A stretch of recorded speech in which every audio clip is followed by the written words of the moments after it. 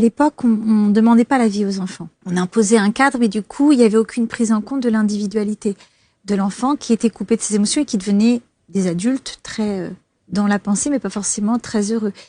On est aussi dans un monde qui s'éveille, où il y a de plus en plus la présence de la part émotionnelle, du développement personnel. Enfin, maintenant, il y a plein de livres. Je crois que la plus grande difficulté, c'est qu'on demande aujourd'hui à des parents qui ont eu une éducation comme nous avons eu avec des parents qui n'étaient pas à l'écoute des émotions.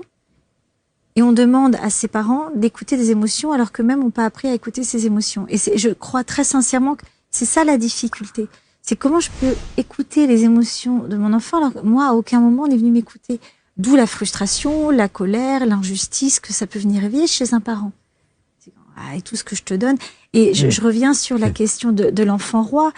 Ça aussi, je pense qu'il y a une mauvaise compréhension du phénomène de l'éducation positive, etc. L'idée, c'est pas de poser le cadre, de pas poser, une écoute et de pas poser un cadre. C'est pas d'écouter, de dire oui à tout. C'est pas du tout ça. Si j'entends ce que tu me dis, mais en fait, c'est non. Parce qu'il y a des règles, mais néanmoins, j'entends ta frustration. C'est pas, t'es frustré, mince, bon, attends, on va négocier. Parce qu'alors là, l'enfant sent l'insécurité et il s'engouffre inconsciemment, bien évidemment. C'est là toute la nuance. C'est, je t'entends parce que tu existes en tant que petit être. Mais néanmoins, non, c'est non. Mais tout comme nous, quand on a un patron, il y a un cadre, non, c'est non. Pas beaucoup d'écoute forcément émotionnelle, ce qui est problématique, mais ce serait l'idéal.